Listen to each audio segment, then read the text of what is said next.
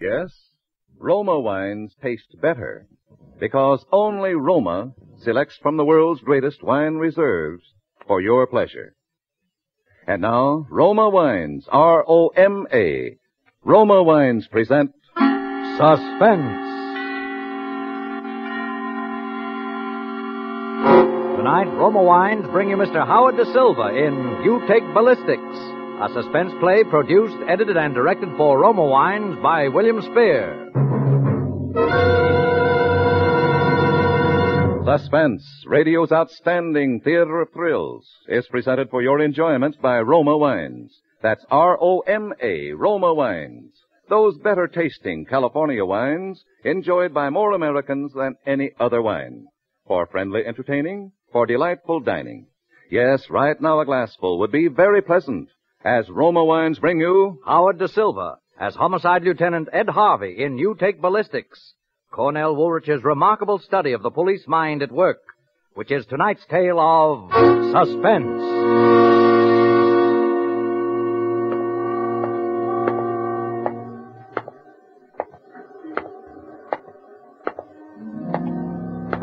By this time, it was night, pretty late. I walked down toward the apartment on the opposite side of the street like I had a dozen times before that day. This time, I had to count the doorways.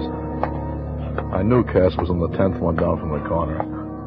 I knew he was there, but I knew I'd never see him. It was too dark. Cass was a lot too smart. Hi, Lieutenant. He made any moves yet? Not a move. How about the back way? No. Peters is covering that. He'd leave us know. Anyway, you know he's still up there. Every little while you can see his shadow against the shade. There, see? Huh? Hey, look, You got a match? oh, sure, here. Hey, Lieutenant, did you get any orders, or did we just stick around? Myself, I think he's settling down for the night. No. Mm-mm. This isn't getting us any place. I'm going to make the pinch. Now. Come on up with me, see what we got. Sure. Oh, boy, that's good to stretch. My gams were killing me. Yeah, I know. I done plenty of stakeouts myself. Anyway, it was warm tonight. That's a help. Yeah, that's always a help. Hey, you know what I think, Lieutenant? What? I think that guy's waiting for something. Or someone. Like who? Us. He's wise, huh? Smart, pretty smart. I don't like it. Yes, sir, gents. Coleman, Clarence Coleman, take us up. Yes, sir. I need a shave. Huh? Nah, you don't look bad. How long has he been living here? You, how long has Coleman been living here? Huh? Oh, Mr. Coleman? 2 or 3 years.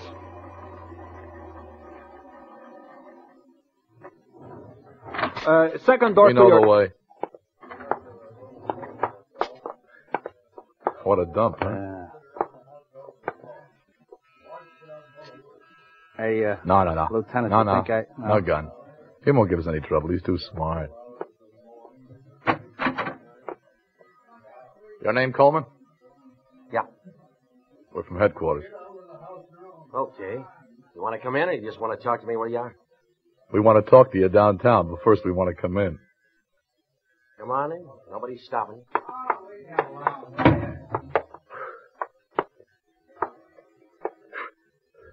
Look around, Cat. Yeah. Suppose you guys got a search warrant. I suppose you got a witness that we don't. Go ahead, look. I just want you to know I'm not dumb, that's all. Sure, I know. You're smart. I was doing a crossword puzzle. You don't mind, do you? Look, right ahead. I want to get that one down before I forgot. Cash, you find it? No. Do you own a gun? Why, sure. Where is it? Tell them to look in the bottom drawer of the bureau, and they're under my winter underwear. You hear that, Cash? Yeah. I got a license for it, too. You fired it lately? Yeah, sure thing. I got it. Here she is, Lieutenant. Look out, you don't rub off any prints. I told you we're smart. Maybe too smart. 38, one shell gone. When'd you fire it last? Right last night. Why should I lie to you? You're going to give me the nitrate test as soon as you get me downtown anyway. Right last night, huh? Right into Edmund Lombard's body? Wrong. Into the floor. Here. You got all the answers, haven't you? I only know what I know. Can't do better than that for my own brother. If you fired it into the floor, where's the crease? See that little scatter rug? Uh-huh. Just kick it aside. See it? I can do better than a crease. If you dig in with your penknife, you can probably get the slug. Well, let's have a look. Hey, what are you doing that for, Cass? This guy just making a chump out of you. Maybe, but we better have the slug just the same, Lieutenant. All right. You, take your hands out of your pockets and get your favorite hat and start moving toward the door. You're coming with us. There we are. Okay by me. You get it? Yeah, it's a 38, all right. Am I under arrest? Well, if you got to have a name for it, no. Not yet. You're just a guest of the department. For the rest of the night. You get the works, I suppose. Cass, take him down the stairs, will you? I want to talk to this kid on the elevator for a minute. All right. Hey, wait a second. You got any more of that gum? Yeah, here. Sure, Lieutenant. There you are. Come on, you. All right. Come on. Let's go down here. Yes, sir. Got a match? Oh, sure, I have. A gun go off anywhere in this building last night? Sure. His did. Who's, Coleman? Yeah. The people downstairs telephoned me, so I had to go up there. He fired into the floor by mistake. He was plenty scared. Hey, he in trouble? Nothing serious. Just a little thing called murder.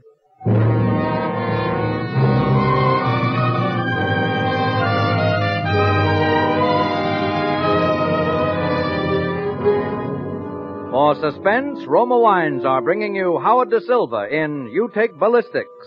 Roma Wines' presentation tonight in radio's outstanding theater of thrills, Suspense.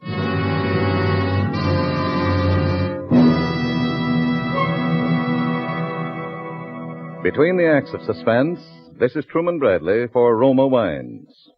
Next time you buy wine, remember this. For entertaining, for everyday pleasure, more Americans enjoy Roma than any other wine. That's because Roma wine tastes better, yet costs so little. Yes, in Roma wine you enjoy an important difference, an extra goodness in fuller bouquet, richer body, and better taste. To bring you this difference, this better taste, Roma starts with California's choicest grapes.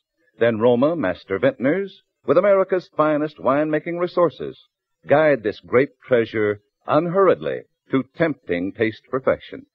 Later, along with Roma wines of years before, these choice cuvées await selection from the world's greatest reserves of fine wines for your pleasure. Tomorrow, enjoy the better taste of Roma California wines. Whether you prefer sherry or port, muscatel or Tokay, insist on Roma wines, your best buy in good taste. Remember, R-O-M-A, Roma, the greatest name in wine. And now Roma Wines bring back to our Hollywood soundstage Howard De Silva as Homicide Lieutenant Ed Harvey in You Take Ballistics, a tale well calculated to keep you in suspense.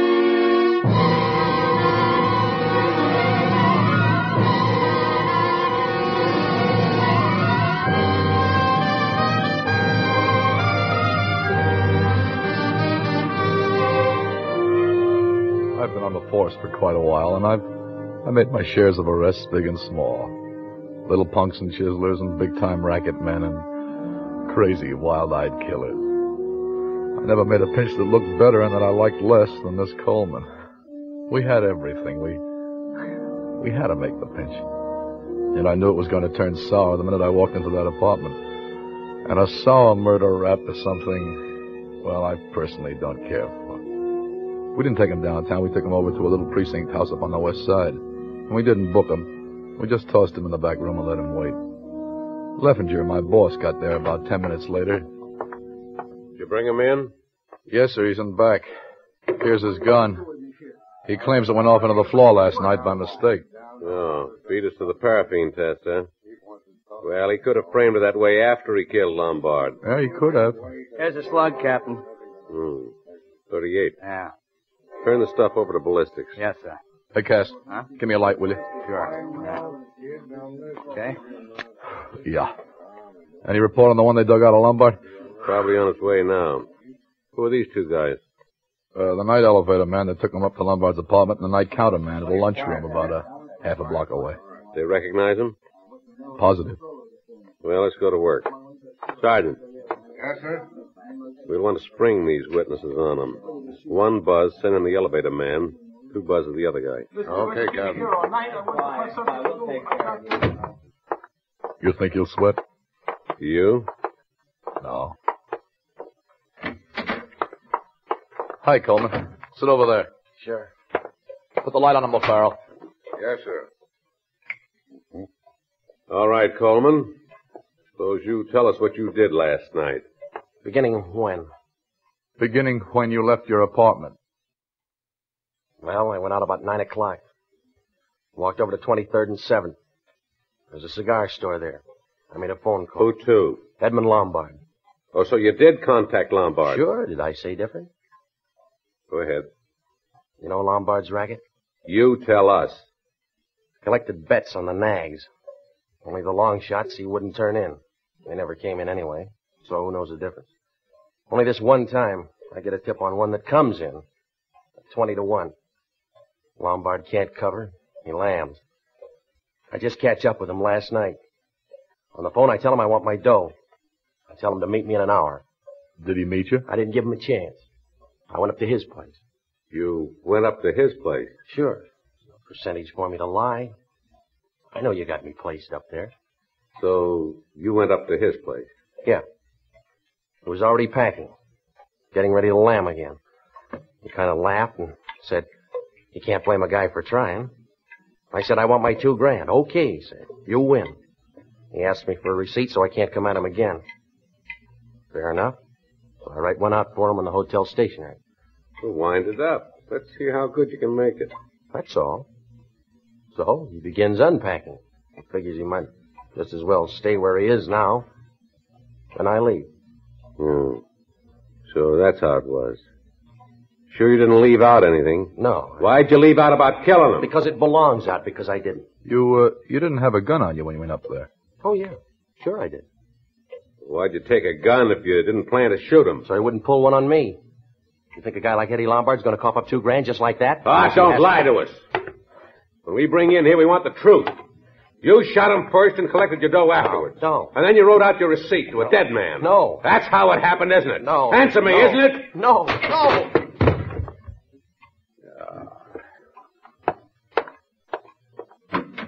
Cash. Yeah, Captain. Never mind those witnesses. He spiked them for us. Come on in here and give us a hand. Sure. Okay, bring him out of it. All right, come on. Come on, will you? Get up there. Why don't we give you something to pass out about? Now, why'd you tell him? You listening? Why'd you tell the nightman that Lombard was staying and not to bother about his luggage? Because I was afraid he'd go up there and Lombard might think it was me again and take a shot at him. Because he was dead in there and you wanted to get clear of the building before he was found. If I did, I didn't go very far. I stayed in the coffee shop down the block for 15 or 20 minutes afterwards. Look, what'd you do with the money you took off him after you killed him? The dough he gave me.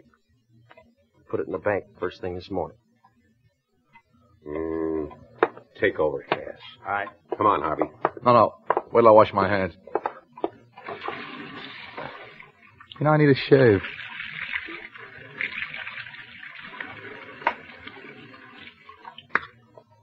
All right. Come on. See you later, Cass. Yeah, Lieutenant. All right, Coleman, come on now. Why don't you...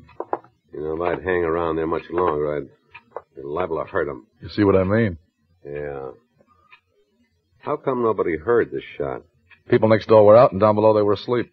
You know, I don't like it. You notice how he beats us to the punch every time. We got witnesses for everything, except the killing. Which all adds up, but we got nothing but circumstantial. Wouldn't stand up in court 5 minutes. Yeah. Well, maybe ballistics will tie it up for us. Yeah, maybe. What's the matter? Don't you believe in ballistics? Sure, but you heard the guy. He's got every other angle covered. Not going to slip up on anything as obvious as ballistics. Don't you think he's guilty? I think he's guilty.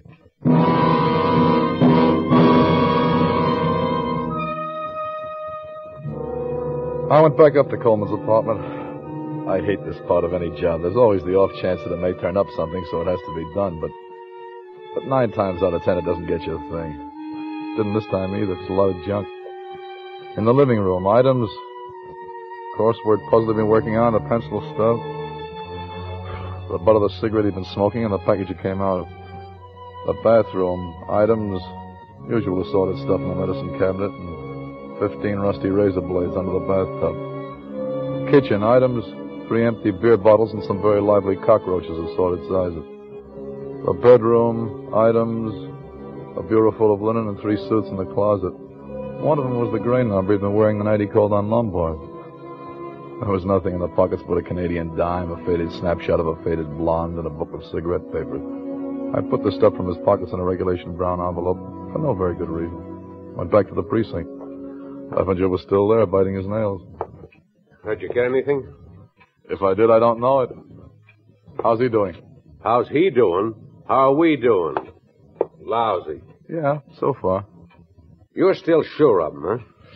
I was never sure of a pinch in my life. Listen, I'm going to let it go through on circumstantial. Ballistics will be sure to match his gun to the slug that killed Lombard, and that's enough to do it without anything else. I don't know. Say, what are you Yeah? Yeah, this is Leffinger. Well, it's about time. Well, you knew where to reach me. I told you I was going to bring him out here. Yeah? What? Yeah. Okay. Ballistics. Coleman's gun was a .38. I know that. Oh, you know that. Well, then maybe you know that the slug they took out of Lombard is a .32. So now what do you know? That does it. Yeah, it does it all right. No, I don't mean that. I mean he's our meat. He's the guy. You can't tell me different. I'm not telling you different, but ballistics is. And ballistics don't lie. You setting yourself up above ballistics? You take ballistics, I'll take human nature. That don't lie either. If you mean he did it with a .32 and then ditched it, you're wrong, because we checked all that. I know he didn't. Otherwise, he wouldn't have shot that slug into the floor. But the slug in the floor was a .38. Listen, Cap, I've called on aldermen, and state representatives, but even they get a little scared when you say headquarters. But not this guy. He was waiting for us. He was calm. He was doing crossword puzzles. He was too calm. No, he's too smart. He's got everything covered. He's been ahead of us all the way. He's our guy, I tell you. He's our guy. He's our guy. He's our guy. Well, go on out and prove it then. All right, don't take it out on me, Cap. I feel as bad about it as you do. Yeah, well, you're the guy with all the big ideas. Go out and do something about it. All right, how long will you give me? Tomorrow morning. You can't hold him forever without booking him, you know. Tomorrow morning? What am I going to do at this time? Look, make it noon, huh? Give me a chance, anyhow. All right, noon. And I'm stretching it for you. Yeah, thanks, Cap. Listen, wait a minute. You're not holding out on me, are you? I wish I was. I don't know a thing more than you do, Cap. I just know it's got to be our way, that's all. Yeah, gotta be. Hey, I think I'll take another look at him before I go.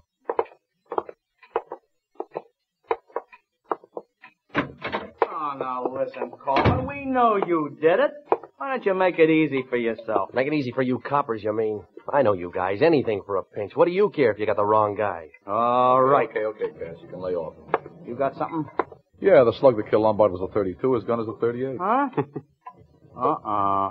All right, throw him in a cell. We'll probably have to turn him loose in the morning. Morning. What's the matter with tonight? What's the matter? Don't you like it here? All right. But you'll have a sweet case of false arrest on your hands by morning. Remember that, copper, when you're back pounding a beat. Oh, I won't forget. You're smart. Got a match? Go on, have a cigarette. I got my own. Go ahead, have one. I wouldn't take a smoke from a copper if it was the last one before I die. You may have a chance to prove that someday. Yeah? Yeah. When you go to the electric chair.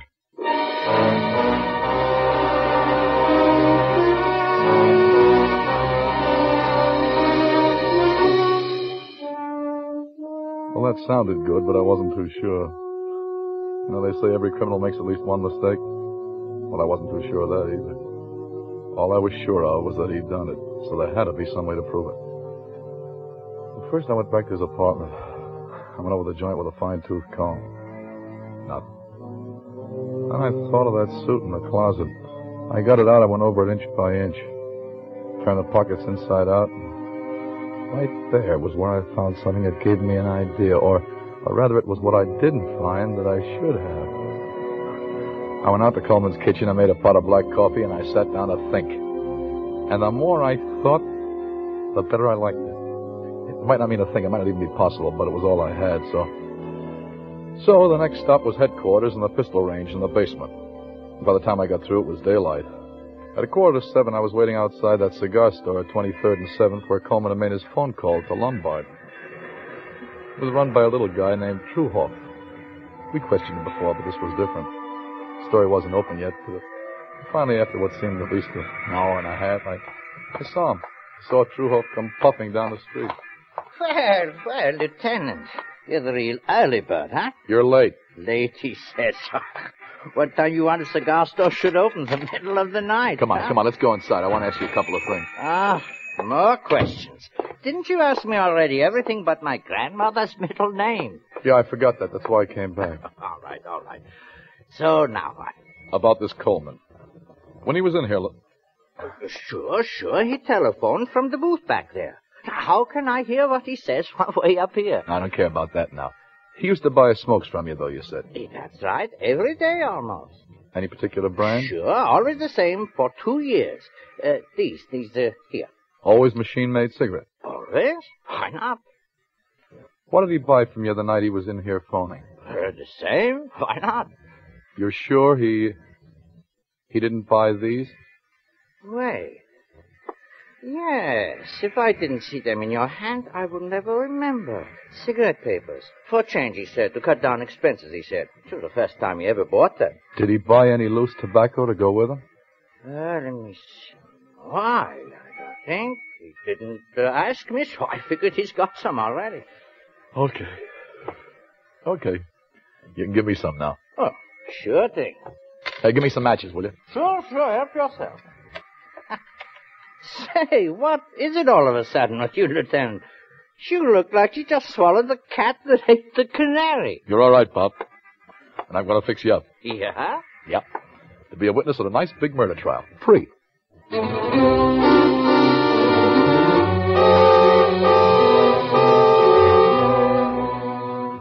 I went back to the precinct, but Leffinger had moved them to another one, over on the east side, on account of the 24-hour detention law. That took more time to locate him, but that was one thing I had plenty of now. I was either in with what I had, or I was out. And suddenly I felt tired. I felt tired as an old dog. I tried breakfast, but that didn't help much, so I went on over to the east side. Leffinger was right on deck, cranky as ever, but I could see he was worried. We had this guy pretty nearly 48 hours, and the cops don't like to break the law any more than the next guy. Well, where you been all night, Bright Eyes? You look like you slept on a park bench. I didn't sleep any place. I've been using my brains. Why did you leave word you were going to move him? What's the difference? His next move is out. His next move is arraignment after what I'm going to show you. Great. I'm just in the mood for lantern slide. Let's have him in, huh? Yeah, bring him in, Johnson. Okay, Captain. Now, look, first I want you to watch how he rolls a cigarette. What are we doing now? Playing parlor games? Just watch him, that's all. And remember, I found these cigarette papers in the pocket of his suit. The suit he wore the night he went to see Lombard. Oh, I suppose he gassed him to death with cheap tobacco. Eh? Here he is, Captain. Oh, the Rover boys. You guys woke me up just to move me to another hideout. Why don't you get wise to yourselves? You know you're going to have to book me or turn me loose sooner or later. All right. Forget it. We're turning you loose. All we want you to do is to sign a waiver that nothing happened to you in here. Nuts, I sign nothing. Hey, take it easy, will you? We got the guy that did it. Yeah? Yeah. Got nothing to worry about. We just don't want any suits for false arrest, that's all. Yeah, well, you took the words right out of my mouth, Copper, because my first stop after here is a lawyer. Now, wait a minute. Let's talk this over. Smoke? Nah, not one of them things. Well, you smoke these, don't you? Yeah, sure. Here's some tobacco. Go ahead, roll one. Thanks. That's not the way. I'm a little out of practice. A little out of practice, he says. Don't look to me like he'd ever rolled one before in his life. Does it to you, Cap? All right, so send me to the chair for that. Just the same, he bought these cigarette papers the night he went to see Lombard at the cigar store where he phoned, where he bought all his smokes. First time in 2 years he ever bought any. And no tobacco to go with them. And not a shred of loose tobacco in any of his pockets. Now, why do you suppose he bought those cigarette papers that night, huh? You're telling it. I'm listening. Are you listening, Coleman? You're talking in your sleep. I'll tell you why he bought them. Better than that, I'll show you why. Let me have your gun a minute, will you, Cap? Yeah, sure. That's 38, right? Yeah. Same caliber as Coleman's gun? Right. All right. Now, here's a .32 caliber bullet. The same caliber as the slug that killed Lombard. Do you want to see it? I know a 32 when I see it. All right. Now, we take the 38 bullets out of your gun. Now we take this 32 bullet and about 3 of these cigarette papers. We double them over. We wrap them around the bullet. See? See how snug the 32 fits in your 38 gun now? Well, I'll be a monk. Now watch. Now watch how a 38 gun will fire a 32 bullet. I'll put it in the baseboard over there. That's ballistics, Cap. How do you like it? Ballistics. Ballistics? You take ballistics, I'll take human nature every time.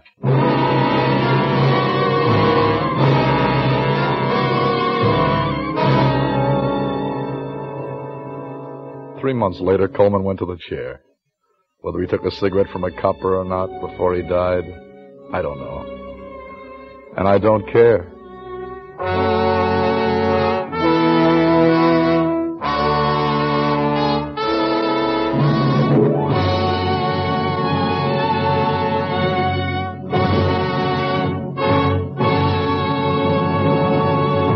Suspense.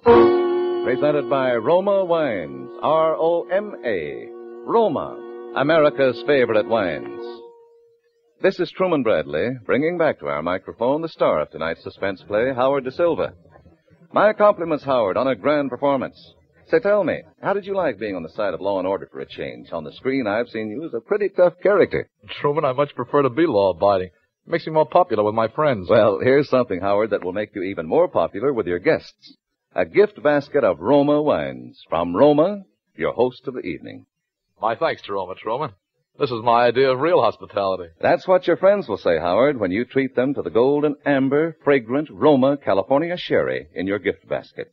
For Roma sherry, with its tempting nut-like taste, is the perfect first call for dinner, and served with nuts, fruit, cake, or any tasty snack. Roma sherry is a truly delightful wine for entertaining any time. Right, Truman. Roma sherry is certainly a versatile wine. Versatile is the word for Roma sherry, Howard, and extra good, too. For Roma sherry, like all Roma wines, gives you an important difference, an extra goodness in fuller bouquet, richer body, and better taste. And the best proof I can give you that Roma wines taste better is the fact that more Americans enjoy Roma than any other wine. Well, that's proof enough for me, Truman. And now who's on Suspense next week? Well, Howard, it's Claude Rains. My favorite actor. Yes, Claude Rains in a very unusual suspense story. Mr. Rains will be entirely alone, no other member of the cast. A real solo performance. The story will be a famous English study in terror, The Waxwork. And you'll want to hear what it feels like to spend the night in a museum haunted by the spirits of famous murderers of the past. That I've got to listen to. Thank you and good night.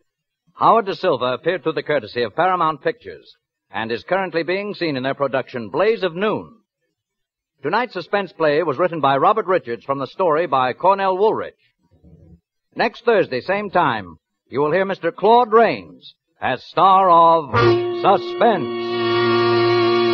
Produced and directed by William Spear for the Roma Wine Company of Fresno, California. Buy your share of Easter happiness. Bring new life and hope to crippled children through Easter seals. Buy Easter seals today.